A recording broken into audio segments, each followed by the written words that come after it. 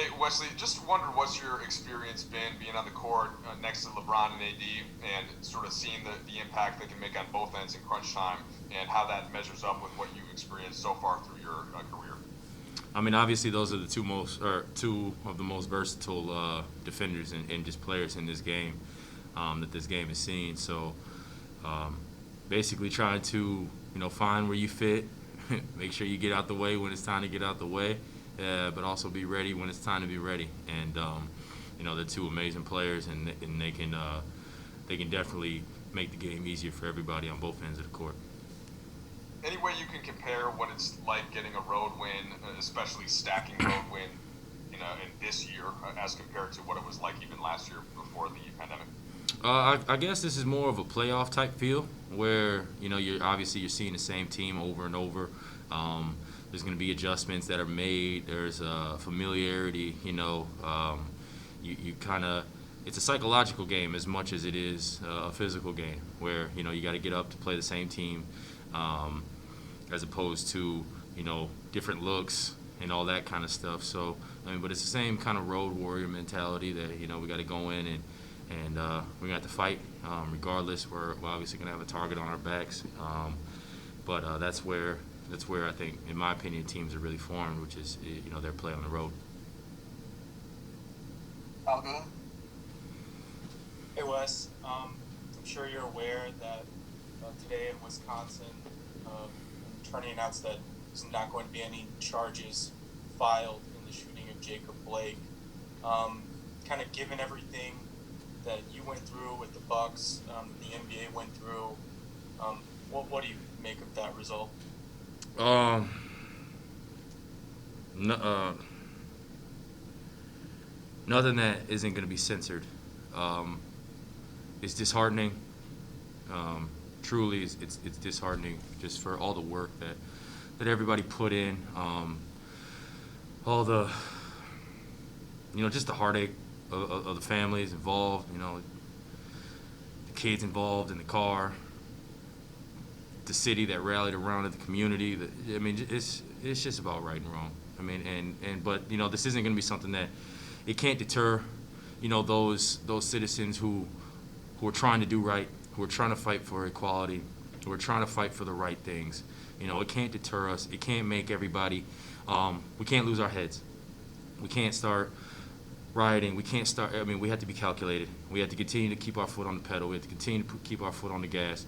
And I mean, this just furthers. We can vote and do all those things. With the president, but at the same time, we have to make sure that we protect our state and vote in state and understand that what is going on is real. This isn't made up. This isn't a lie. This isn't fabricated. This is lives. These are lives right here. And it's upsetting as a Wisconsinite. It's upsetting as a human being. That I mean, justice isn't justice, and it's tough. But it can't it can't knock us off the path that we're trying to get to, which is equality and just simply right and wrong, just humanity. That's all it is. And Wookie?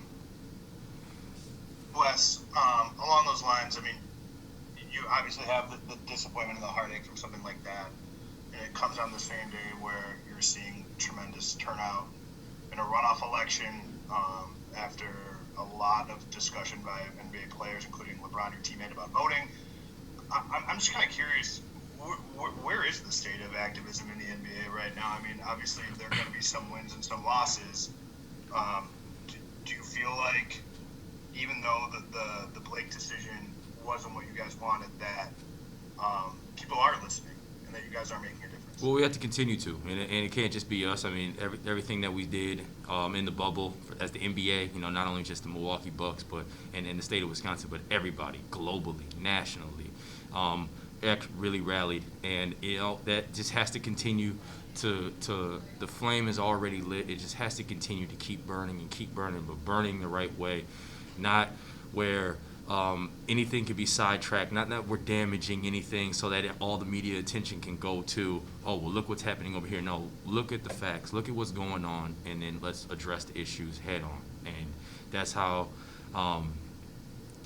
we have to attack this. I feel awful for Jacob Blake and his family. But at the same time, I mean, we have to keep our foot on the gas, and that's what we did. That's why we did what we did. To create awareness and to create, a coalition amongst the NBA, so that when things like this happen, that families and people are supported. So, it's our job to play basketball, but it's also our job to make sure that our communities are aware of what's going on in them. Mark Medina. Wesley, hope you're hanging in there, all things considered. To follow up on the things that you're just talking about now, what are your expectations moving forward of how you hope the Social Justice Coalition responds to this and puts any more additional pressure on local leaders to make any other changes? Well, I mean, I'm sure, I'm very confident that Mark Lazary and the Milwaukee Bucks are doing their diligence right now, especially with it happening in their own backyard. I'm very confident in that. And I mean, that's it really is just tough. It's almost, it really is disheartening, but leaders have to be leaders, and everybody has to take ownership for their own community. It can't just be those that have the platform. It's got to be everybody. And I think we saw what impact that those with the platform can do, and we saw even more impact what those without a platform can do when everybody does it together, when everybody does it with the mission, when everybody does it with the right, with their heart forward. And it's all we can continue to ask for. It's all we can continue to strive for and fight for, and that's what's going to continue to happen. Last question, Melissa. Hey Wes, did you guys as a team discuss the Jacob Blake case before the game tonight? And if so, what was sort of said in the locker room? I think it got sprinkled around. There wasn't a formal discussion about it. I didn't find out until I woke up from my nap. Truthfully, I didn't find out till like 4 something in the afternoon. I guess that decision had happened in the morning. So I think a lot of people just are kind of internalizing it. I know myself, I was internalizing it, and just how, you go through all those things, but at the same time, you can't be discouraged. As visually upset as you guys can see me right now and hearing my voice, we can't be discouragement. We can't take our foot off the gas. We can't think that all of our efforts are for nothing, because they are. We've got to keep continuing to wake up people. We got to continue to kick doors down the right way. And strive and push and demand change and demand equality and demand respect and demand humility. And that's my message to everybody is don't let this have you hang your head and be like, oh, it's broken, it's never gonna get fixed. No, we gotta fix it.